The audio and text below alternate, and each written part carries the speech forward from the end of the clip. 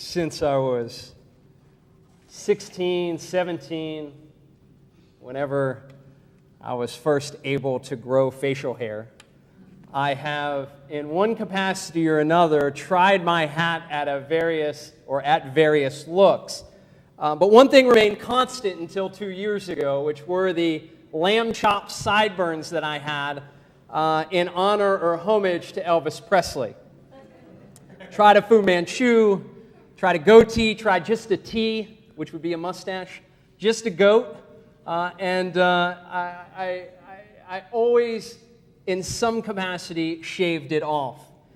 And yet this month, even though I haven't had facial hair in a long time, and as I'm looking at Mark Halpern, who I think his blood pressure is getting a little high right now from what I'm about to say, I'm growing a beard.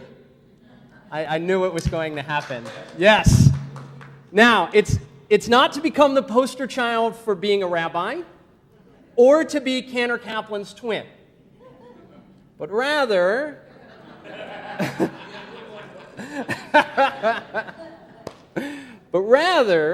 I'm going to do it for 1 month because of something that happened to me this past year at a rabbi's conference. Now, I attended a session led by this woman who actually just came out on the new Fast Company cover. Her name is Ann Wasicki, the founder of a company called 23andMe. Now, 23andMe is a genetic testing company which, for $99, provides you a genetic opportunity, or not genetic opportunity, a test to get you a genetic report on over 240 health conditions and traits, your lineage, and updates you on personally specific DNA science advances. Now, as the article in here expresses, 23andMe can tell you how to live smarter, better, and longer, and it can also tell you what might kill you.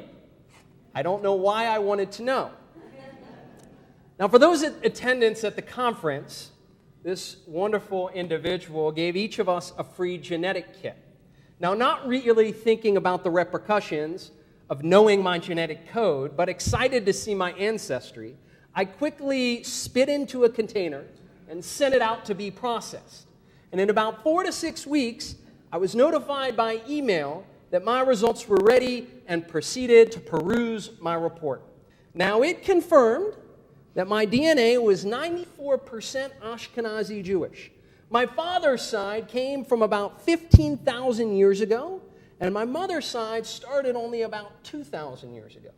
Humorously, I looked at some of the individuals I was related to, and lo and behold, I'm a direct descendant of Napoleon Bonaparte. Fortunately, I did not get his height trait. In any event, I finally pulled up the health report. I would love to say that I did not care about the results. Receiving all this information for a germaphobe bordering on a hypochondriac was more than I could probably take. But I was not prepared to see what your chances are of getting certain diseases. It outlined the percent chance that I had of getting certain things or illnesses, and no matter the preventative strategies they provided. How they come up with these figures, I have no idea. Yet at the top of the page was a locked portal, and on it said BRCA. I pressed the button, and it said something to the extent, before you receive your results, are you prepared to see them? All I knew about BRCA was that it was a cancer gene affecting Ashkenazic Jewish women. So without much thought or issue, I unlocked the portal, and I found out that I'm a carrier of BRCA2. Now, BRCA1 and 2 are found mostly in Ashkenazic Jews. It puts women at a much higher risk to develop breast and ovarian cancer, and this genetic trait in men increases the risk for certain cancers, including prostate, stomach, and breast cancer, to name a few. And if a carrier, you are 50% likely to pass the gene on to a child. It's frightening. And I realize that many might not want to know their genetic code and what awaits behind our body's proverbial curtain, yet I mention this not to tell you to go out and get a genetic test, but rather to remind us of the importance of preventative health care. And furthermore, how these preventative measures can help us to create more moments with those we truly care for and who care for us, our partners, our siblings, our parents, our friends, and our children. Now, this past month, the color pink was everywhere, raising awareness for breast cancer and encouraging women to get tested. And these preventative measures are vital to women's health. At the same time, it's crucial to prompt men to get screened for men's health issues like prostate and testicular cancers, to be aware of emotional and physical well-being, and to see the value in creating healthy eating habits and exercise. And November, now Movember, is here to change the face of men's health. Now, what is Movember? Mo is slang for mustache. And Movember, according to their site, is Movember's ribbon, I guess, or Men's Health's ribbon. It is a catalyst for change. It encourages men to alter our appearance by growing a mustache or a beard for 30 days, and the outcome, hopefully, to change the understanding and attitudes men have towards their health.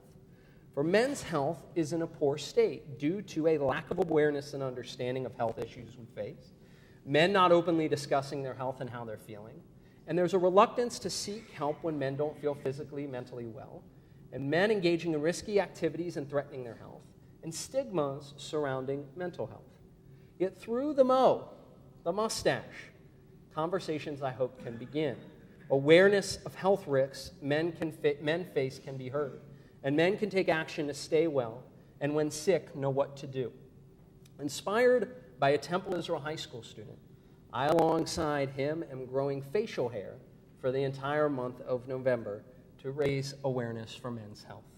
Now, through my I'm encouraging men in November to get screened, to openly discuss their health issues and emotions, and to seek the necessary help. Furthermore, while I received a free genetic test, I was also given a limited number of free ones. If you want one, or you want your child to take a genetic test, email me, and I will, as long as supplies last, have one to send to you. I am not urging men, partners, sibling, parents, or friends to get a genetic test. It's just an offer for those who want it. Our Torah portion this week begins, Ve'ele Todot, meaning these are the generations, or this is the legacy.